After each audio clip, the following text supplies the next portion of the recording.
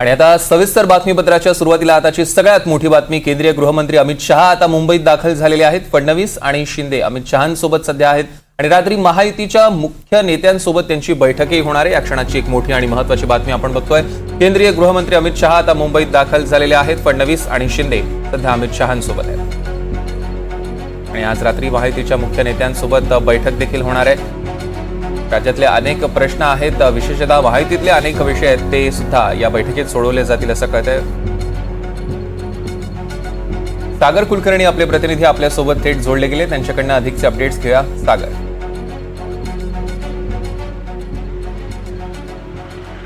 अमित शहा यांचं काही वेळापूर्वी विलेपार्ले पश्चिम इथे एका कार्यक्रमाच्या निमित्तानं आगमन झालेलं आहे।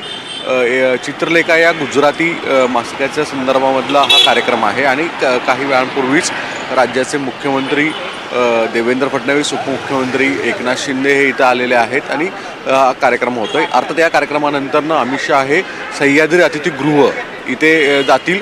सायंकाळी रात्री अमित शहा यांचा घरगुती कौटुंबिक एक कार्यक्रम आहे, त्यामुळे त्यांनी कोणतीही राजकीय गाठीभेटी ठेवल्या नाही यात।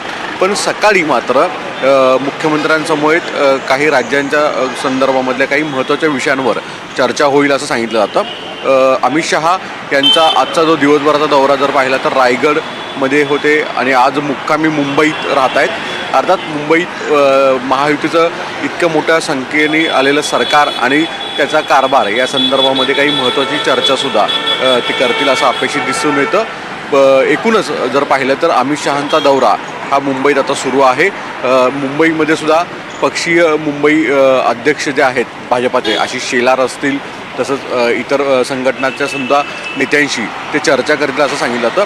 पण अर्थात या बैठका या उद्या होतील असं सांगतायत। रात्री आज कौटुंबिक कार्यक्रम असल्यामुळे अमित शहानी तुर्तच इतर काही कार्यक्रम जे आहेत ते ठेवले नाही आहेत, बैठका ठेवल्या नाही आहेत। सह्याद्री अतिथीगृह येथे रात्री ते मुक्कामी असतील असं सांगण्यात आलेलं आहे। सौरभ, निश्चितच सागर, या संदर्भातले अधिकचे अपडेट्स आम्ही तुमच्याकडून घेऊ। तुर्तास धन्यवाद।